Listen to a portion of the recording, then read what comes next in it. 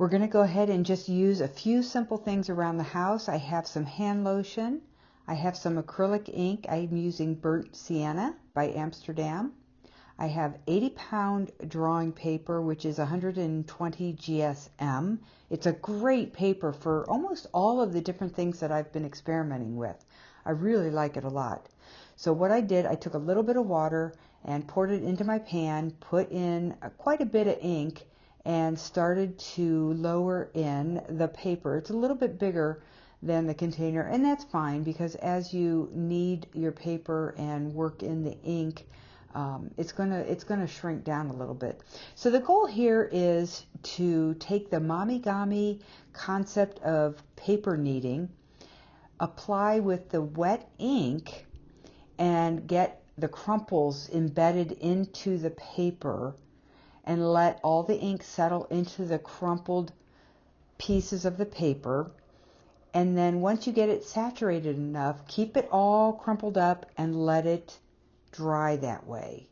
And it seems to really highlight all of the kneaded paper. And Allison James, 2923, made this suggestion. She had several good suggestions, and this one is just one I was really interested in trying out to see what I got, because I had done a different type of technique based on another video that I had seen. So here I am just saturating the paper up, crumpling it up, and kneading the ink into the paper. Again, it's pretty all straightforward. I'm just kneading it up, and once I get enough ink in it that I think is good, I'm going to go ahead and keep it crumpled, and I'm going to set it aside so that I can let it dry, and then go ahead and open it up and see what I get. So I'm adding more ink. I want to make it even more saturated. I didn't have enough acrylic ink to just dump the whole container into my pan.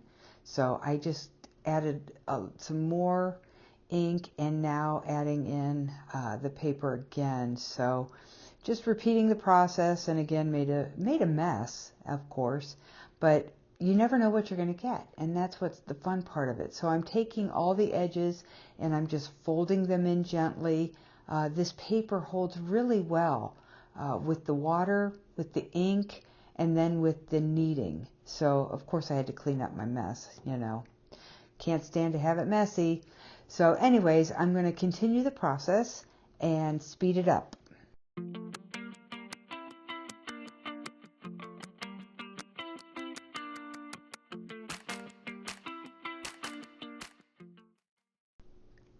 Okay, so this is where I'm at, and I'm going to let those sit for just a little bit. Now I have some more ideas that I want to try for, so I have cleaned the water up, and I'm adding more ink to just a little bit of water. It seems to allow it to flow more readily, and let's see what we get.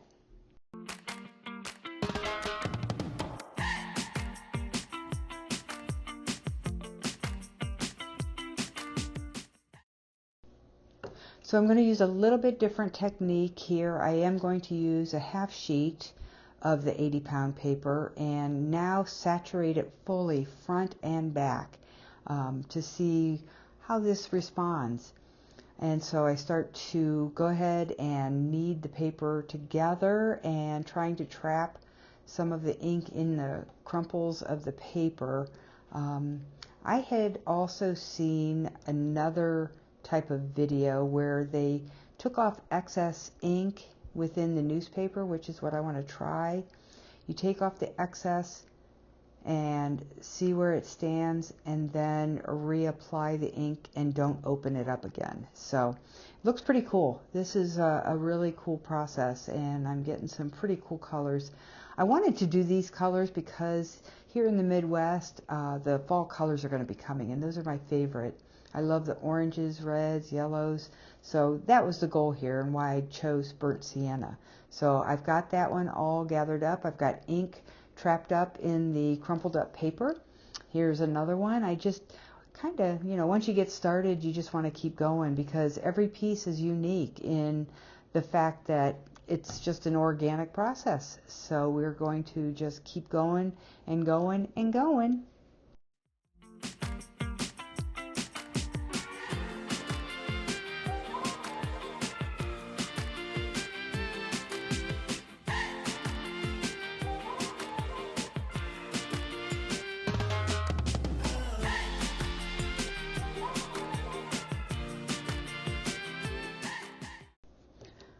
So here we are, the next day, the next afternoon. I've got some paper here that I crumpled up using the suggested idea of crumpling and drying your paper.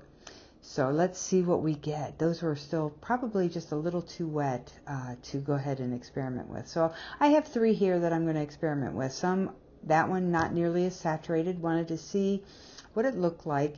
You just never know what you can do with it. You know what I mean? When you get this thing rolling, you get all different kinds. And I like the lighter color. I like how the ink fell into the wrinkles of the paper.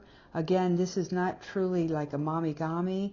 To take it that next step, I would use the hand lotion and start to re-knead it, because it's still very much paper-like.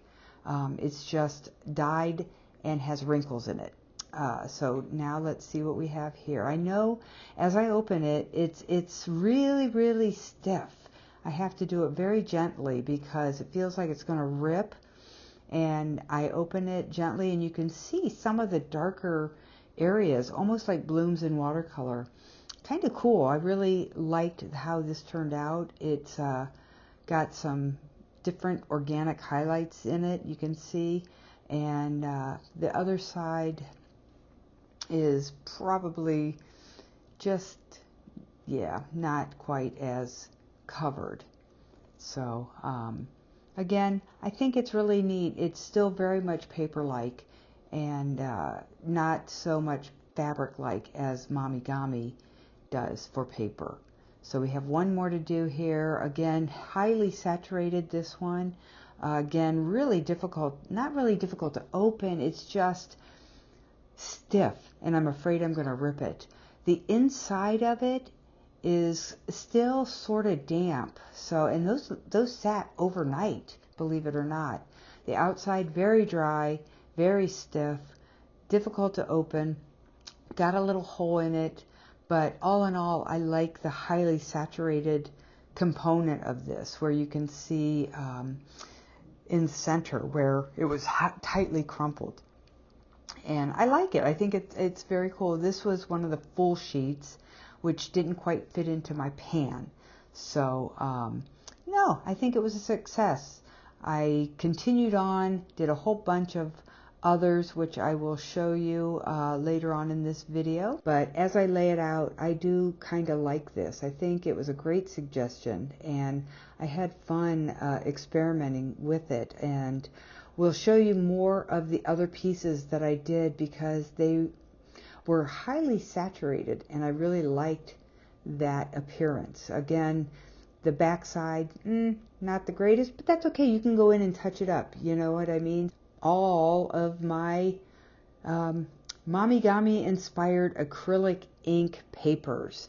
And again, these were the highly saturated front and back. Just going through to see what I like, what I don't like, and what I can experiment with. I'm going to take them one step further with the Momigami with lotion. So that one I really like. The ones on the left are the ones that I think I'm going to experiment with a little further. I still think they're really cool look, but they are very much like paper. It's not fabric-like as of yet. You can see there where the dry paper didn't get any ink. Okay, so these two are the ones I selected. Awesome! So I'm going to get my hand lotion, and we're going to take one of them to more of a fabric-like consistency. And now is where we're doing the Momigami. Starting to roll it up into itself, protecting the edges. Don't want them to rip or get torn in any way.